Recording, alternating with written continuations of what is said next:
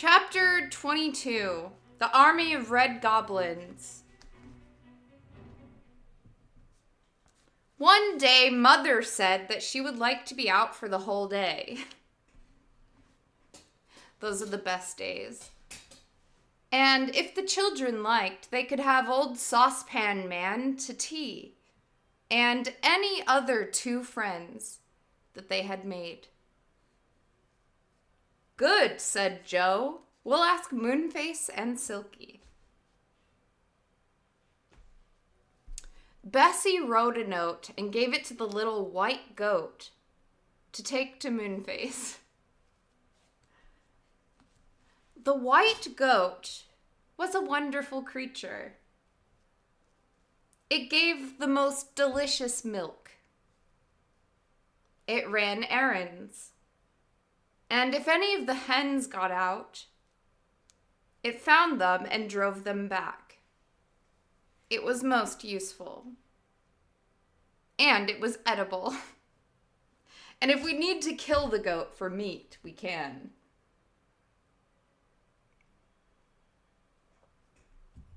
But meanwhile, it's running errands and wrangling the hens. It was most useful. So the goat took the note in its mouth and ran off to the Enchanted Wood.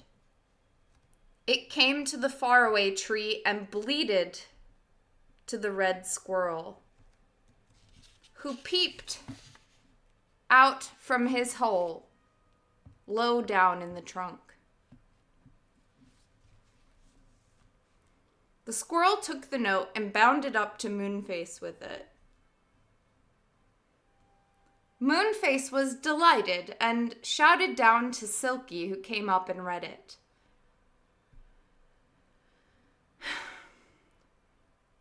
We'll ask the old Saucepan Man as soon as Mr. What's-his-name is asleep, said Moonface. The children haven't asked What's-his-name, so Saucepan will have to creep down the tree with us without telling him. They sent a note back by the little goat, saying that they would arrive at 3 o'clock that afternoon. The children were excited. Mother had gone by that time, and the girls began to make the cottage look pretty with jars of flowers. This is so wholesome, I want to die. Anyways, how are you?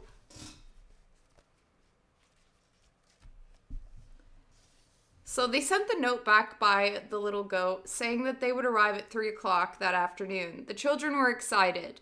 Mother had gone by that time, and the girls began to make the cottage look pretty with jars of flowers.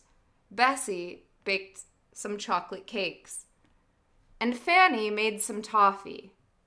Joe cut bread and butter. We'll have a fine tea, he said. I hope the Saucepan Man won't be too deaf this afternoon. I hope the Saucepan Man won't be too deaf today. By 3 o'clock, everything was ready. The children were neat and clean. The table looked fine with its bread and butter. Cakes. Oh my God, I'm going to rip this in half.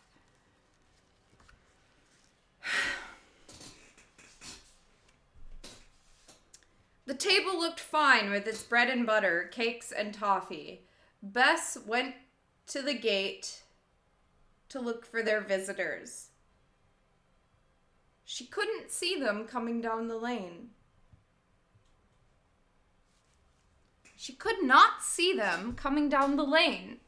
They are late, she called to the others. I expect the Saucepan Man has gotten tangled up with his saucepans or something. 3:30, there were no visitors. The children were rather disappointed. Perhaps Moonface read my letter wrongly and thought that it was 4 o'clock, said Bessie. But when 4 o'clock came and still no moon-faced, silkier saucepan arrived, they got really worried. "I do hope nothing has happened," said Bessie, feeling upset. "There's all our nice tea and nobody to eat it."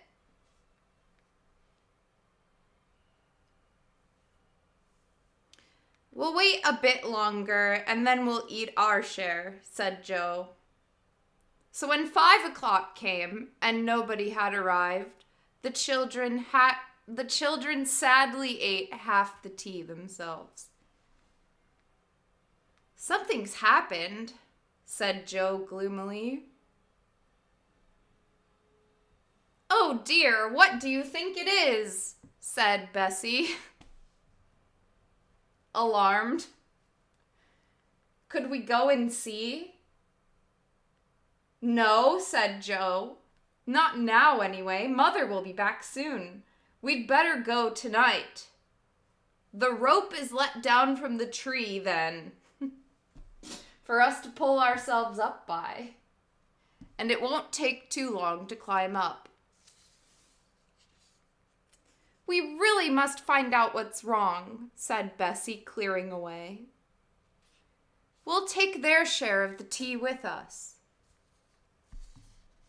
So, that night, after their mother had got home, when it was quite dark, the 3 children slipped out of bed, dressed, and crept out the back door. They had to take a lantern, for there was no moon that night. Joe swung it in front of him and they could see where to tread. Down the dark lane they went, over the ditch and into the Enchanted Wood.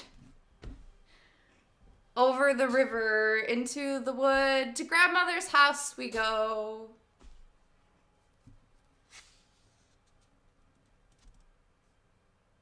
The trees were whispering very loudly together tonight. "Whoosh, whoosh, whoosh," they said. "Oh, how I wish I knew what they were saying," said Fanny. "Come on," said Joe. "We'd better not be too long, Fanny.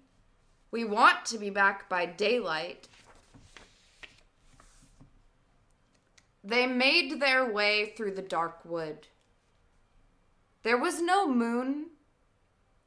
As there was no moon, there was no fairy folk about at all that night. The children soon came to the faraway tree and looked for the rope. But there was no rope at all this time, and they had to begin the climb as usual, holding on to the boughs carefully, for it was very difficult to see. I have to burp.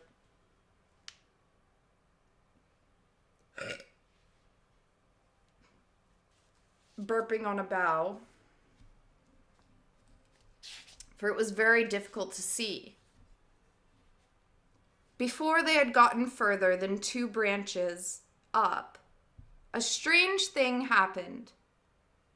Someone caught a hold of Joe's shoulder and pushed him roughly down.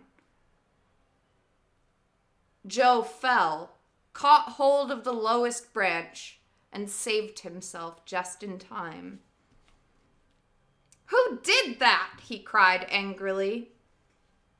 He undid his lantern from his belt where he had put it whilst climbing and flashed it up the tree, calling to Bessie and Fanny to go no further.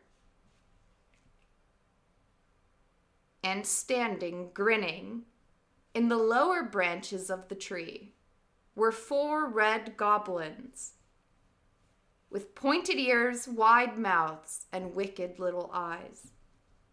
"No one is allowed to come up the tree now," said one of the goblins, "and no one is allowed to come down either." "But why not?" asked Joe, astonished. "Because it's our tree now." "Your tree? What nonsense," said Joe. "We've come to see our friends who live in the tree. Let us pass." "No," said the goblins, and they grinned widely. "You can't come up."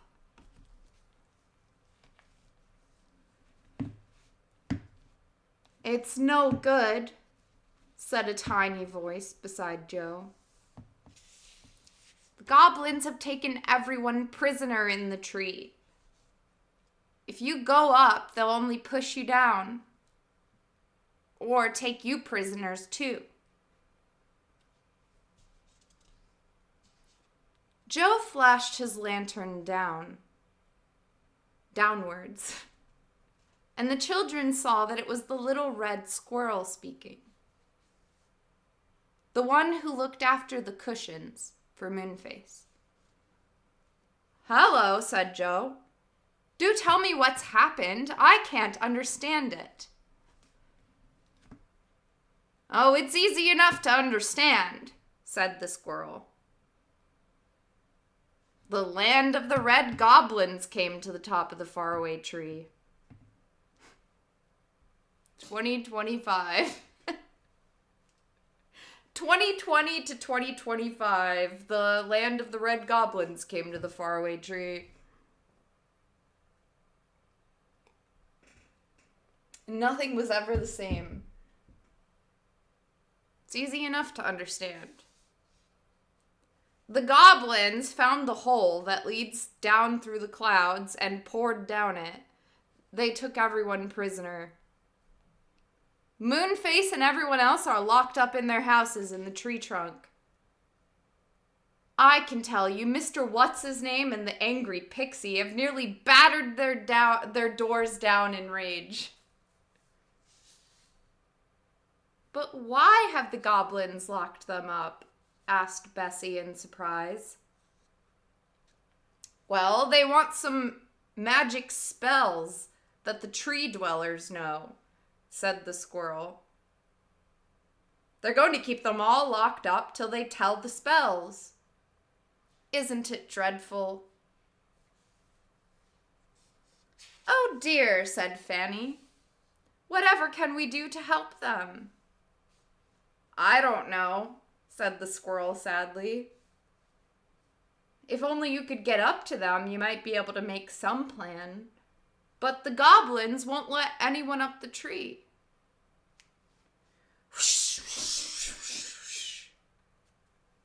Whispered the trees loudly. You know, I can't help feeling that the trees want to tell us something tonight, said Bessie suddenly. I always feel that they're whispering secrets to one another, but tonight I feel that they want to tell something to us. Well, I shouldn't be surprised, said the squirrel. The faraway tree is king of the wood, and now the trouble has come to it, all the other trees are angry. Perhaps they want to help us. Said the trees loudly.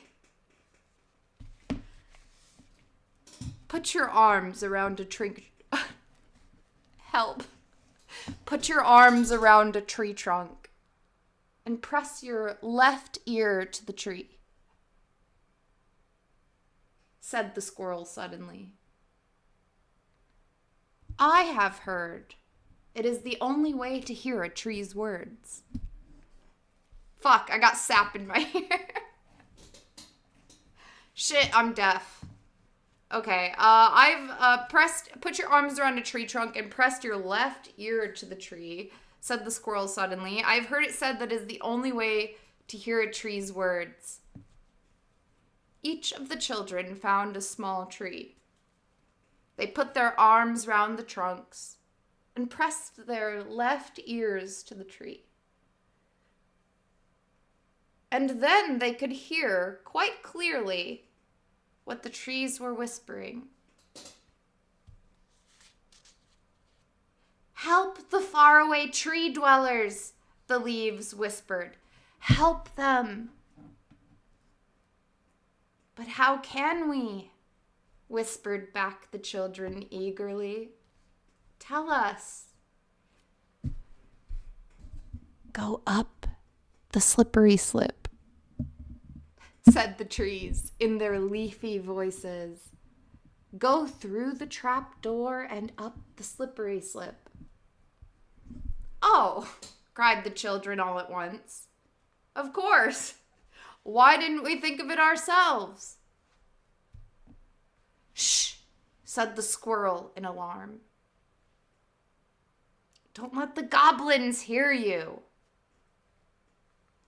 What did the trees say? They said we were to go through the trap door and up the slip. Oh, sorry, I'm supposed to be whispering. Shh, said the squirrel. Now, what did the trees say? They said we were to go through the trap door and up the slippery slip, said Joe in a low voice. We can get right up to Moonface's then. It is a wonderful idea. Come on then, said Bessie, and the three of them ran to the faraway tree and felt about for the little trap door. Ooh, another adventure. All right, next week we'll read chapter 23, A Most Exciting Night. I'm so sorry that I suck so much at this. Holy shit.